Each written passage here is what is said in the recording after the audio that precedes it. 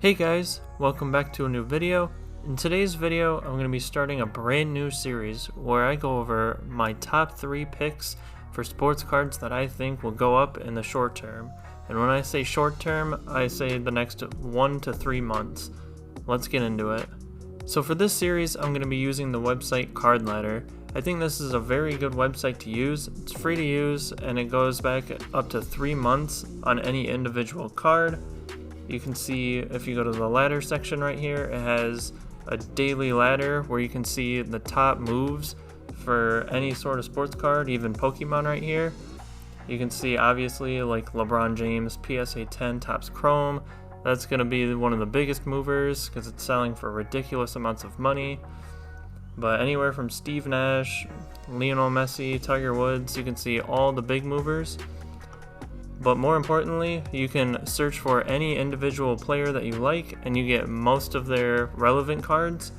So for example, taking a look here at Zion Williamson, his base Prism PSA 10, you can see it has a rank for how high the card is trending relative to every other card on the website. You can see the total market cap, which I believe this number is if every card were to be listed and sold at its current price. You can see $700 right here, the starting price at the beginning of the 3 months, and you get a good data point size for just about every eBay sale in the last 3 months. I believe it takes an average for each day. It's not going to show every sale because obviously there's probably a ton of Zion PSA 10 sales, at least for his base Prism. You can also see the population right here. This is a very useful tool because obviously the lower the population for graded card, the easier it would be for that card to rise. So taking a look at my first pick right here, these are going to be in no particular order. We have Ja Morant. I think Ja Morant has a huge potential in the short term to really gain some serious traction. If you compare Ja Morant to Zion, which are the 2 top rookies coming out of this past class, you can see Zion's card peaked around the end of December, early January, right around the beginning of the season, and then it was on a steady decline going all the way through the end of February, about a week ago or so, and then as you can see right here, there was a start of a steady increase, and I think he's just going to keep going up in price as we get towards the playoffs. And then if you compare that to Ja Morant's card, I think Ja Morant's card peaked right around here, the end of January, right around January 21st. That was a little bit higher than what the going rate was at the time. But nonetheless, it peaked right around end of January. So his prices are lagging behind Zion's about a month or so. So as you can see, there's a steady decline right here as well. And we're at about the bottom of the barrel for Ja's prices. So I think he's an absolute buy right now, right around $425, $450. If you can go to your local card shows and maybe swing some deals, get some for $400 or so if people are willing, then I think that would be a huge buy. If you can't necessarily afford his base 10, other cards I would go for are his Select 10. The Select has a lot lower of a population, so that might have a lot more potential to go up. And his current price on that one is only about $220. And another pick would be his NBA Hoops 10. It has a little bit of a higher population than his Select card, but nonetheless it was on a steady decline just like the rest of his cards. And it has a little bit of a lower ceiling, but it's a lower entry point to get in. It's only about $90. And I think any 3 of these cards would be great buys right now. My next player is Tua Tagovailoa. I think along with Ja Morant, I think Tua has huge upside looking at the short term.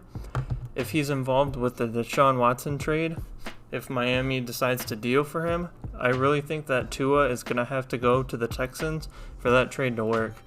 And if you look at his Donruss PSA 10 base, it's going to run you around $100 to $120. He's been pretty steady as far as this card goes, but if you compare this price to Joe Burrow's PSA 10, it's $250. And Justin Herbert's is even more expensive. And Joe Burrow has been on the increase ever since the end of the season or so, because everyone is anticipating him to have a really good season next year. But if you look at Tua's card, it's been pretty stagnant ever since December. Took a little bit of a dip when they got eliminated from the playoffs, but returned back to normal price around here, around February. It's a little bit down right now from the past couple weeks, but I could see if Deshaun Watson goes to Miami and Tua goes to the Texans, that might not be the best spot for Tua. In fact, it's probably one of the worst spots he could end up.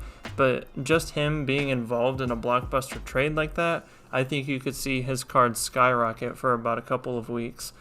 Another card of Tua's I think is really undervalued is the Silver Prism right here. At $125, you have one of the premier products in Prism, and you have the Silver Prism of his. And Silver Prisms are widely sought after. If you look at Joe Burrow's silver card, it's $362 right now. Even that's been on a little bit of a decline since Prism. Everyone's been opening Prism the past couple of months, so you have a big influx from the time it released to about mid-January or so. Then prices started to steady, but to have Joe Burrow's silver Prism be 3 times more expensive than Tua's doesn't really make too much sense to me, so I think it's a very undervalued play. Again, if he's involved in the Texans trade for Deshaun Watson, then that would be huge for his cards in the short term. And my last pick for today's video is going to be Kobe Bryant. And I know what you guys are thinking, Kobe's cards are so expensive. How can that be a viable investment right now? I think that even though Kobe's top cards, like his 96 Topps base, how those are going super expensive and they've even been dipping as of lately, I think some of his, quote, lower end cards, not really lower end, but like 2012 Prism right here. 2012 was the first year for Prism, so his base card in a PSA 10 is $1,250. His starting price in the end of December was about $500, so that's already double your money on that. But why I think Kobe Bryant could see a huge jump in the near future is mainly because that Kobe Bryant is rumored to have his own Last Dance documentary like Michael Jordan did. And with the tragic passing of Kobe last January, I could definitely see a documentary similar to The Last Dance being made about Kobe. There were confirmations and other reports that a camera crew did follow Kobe around for his last season. So that would be huge for his cards going forward. It could see a huge spike in price just like Michael Jordan cards did with The Last Dance documentary. And there you have it, guys. Those are my top 3 investment picks for sports cards in the short term. Be sure if you enjoyed this video to consider subscribing. It really helps out the channel. Drop a like and drop a comment below with your guys' favorite picks for investment strategies in the short term. Anyways, that's going to do it for the video. Please remember to like, comment, subscribe, share my videos for any future sports card content. Anyways, I'm out.